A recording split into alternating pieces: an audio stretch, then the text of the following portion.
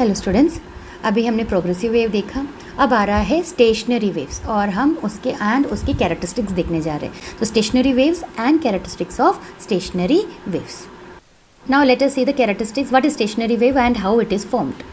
तो stationary waves, when two progressive waves of same amplitude frequency traveling in a same speed in a line in a bounded medium but in opposite direction superpose, the resultant wave is called as stationary wave। जब दो progressive wave, मैंने क्या बोला, progressive यानी जो progress करके आगे बढ़ा, तो ये स्टेशनरी वेव बनाने के लिए हमें दो प्रोग्रेसिव वेव की ज़रूरत है।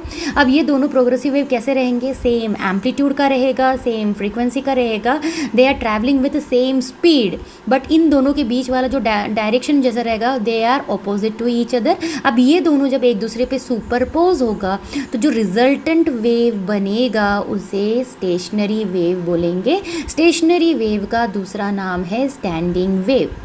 These wave do not move with time, ये टाइम के साथ आगे नहीं बढ़ेगा, वो अपनी जगह पे ही रहेगा।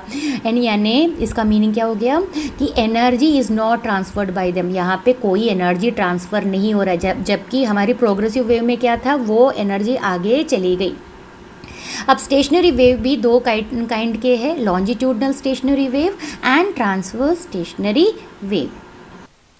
इन a stationary wave the medium gate divided into small segment. जो स्टेशनरी वेव है वहाँ पे मीडियम डिवाइड हो जाएगा स्मॉल सेगमेंट्स में।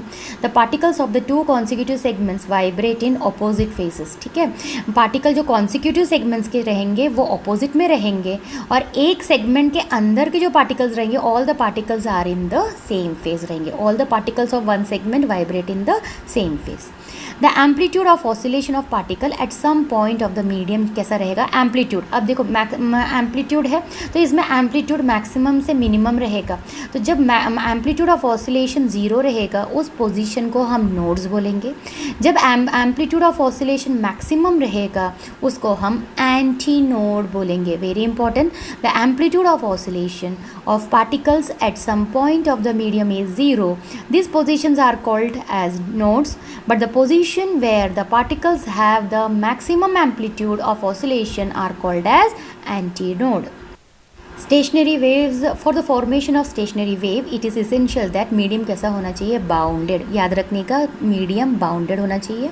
Stationery wave can not be produced in vacuum, क्योंकि वहाँ पे वो जो वैक्यूम है it is not bounded system, hence vacuum में स्टेशनरी वेव्स फॉर्म नहीं होगा। Very important. हाँ, अभी characteristics of stationary waves. The net transfer energy is zero. मैंने जैसे बोला, जो नेट ट्रांसफ़र ऑफ एनर्जी कैसा रहेगा? ज़ीरो रहेगा, because the amount of energy which flows at any point in a medium by the incident wave in one direction, the same amount of energy flows by the reflected wave in that point in the opposite direction. मैंने बोला standing wave बन रहा है या stationary wave बन रहा है, तो पहला प्रोग्रेसिव वेव जाके हिट करेगा बाउंड्री को एंड वही वेव रिफ्लेक्ट बैक होगा। ये जब दोनों सुपरपोज होंगे तो हमारा स्टेशनरी वेव बनेगा। जब ये अगर स्टेशनरी वेव बन रहा है यानी पहला फर्स्ट प्रोग्रेसिव वेव से आगे बढ़ी एनर्जी, वही एनर्जी सेकेंड प्रोग्रेसिव से वापस आ रहा, यानी यहाँ पे जो नेट ट्रांसफ़र ऑफ एनर्जी कैसा रहेगा? ज़ीरो रहेगा एट एनी पॉइंट, क्योंकि यहाँ पे जो इंसिडेंट वेव है और जो रिफ्लेक्टेड वेव है दोनों क्या हो रहा है? सुपरपोज हो रहा है, और जब सुपरपोज हो रहा है तो उसमें जो नेट ट्रांसफ़र ऑफ एनर्जी रहेगा वो क्या रहेगा? नेट, यानी दोनों का एडिशन जब करेंगे तो हमें नेट ट्रांसफ़र ऑफ एनर्जी मिलेगा zero. Next characteristics, these waves do not advance in their medium but they remain steady in their place. वो अपनी जगह पे ही स्टेडी रहता है, इसीलिए उनको वो नाम आया है स्टेशनरी वेव्स या standing wave. Next characteristics, certain points in the bounded medium are always in the position of rest. कुछ पॉइंट्स रहेंगे जो हमेशा पोजीशन ऑफ रेस्ट में रहेगा। डिस्प्लेसमेंट वहाँ पे रिमेन्स ज़ीरो रहेगा। ऐसी जगह पे जहाँ पे डिस्प्लेसमेंट ज़ीरो है या पॉइंट्स पोजीशन ऑफ रेस्ट में रहेगा पॉइंट्स, तो उस पॉइंट्स को हम बोलते हैं node. Certain points in the bounded medium are always in the position of rest, displacement remains zero, this points are called as nodes. The displacement of the point exactly at the midway, बीच में अगर हमने देखा, बीच वाला point को हमने देखा तो उसका जो डिस्प्लेसमेंट रहेगा वो मैक्सिमम रहेगा। मैक्सिमम रहेगा in comparison with the other particles as compare to the other points. This point जहाँ पे डिस्प्लेसमेंट मैक्सिमम है उसे हम बोलते हैं anti nodes. The displacement of the point exactly at the midway between the two nodes is maximum as compared to that of other points. These points are called as antinodes.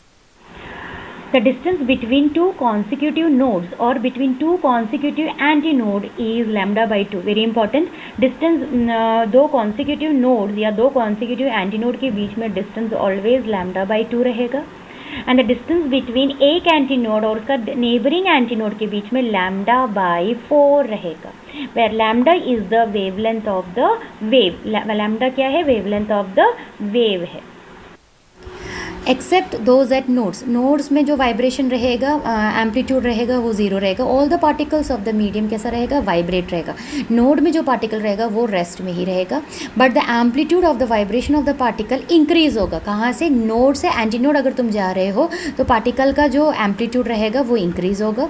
जब antinode से तुम node पे जाओगे तो क्या हो, कैसा रहेगा? It will decrease and is zero at the nodes and maximum at the antinodes.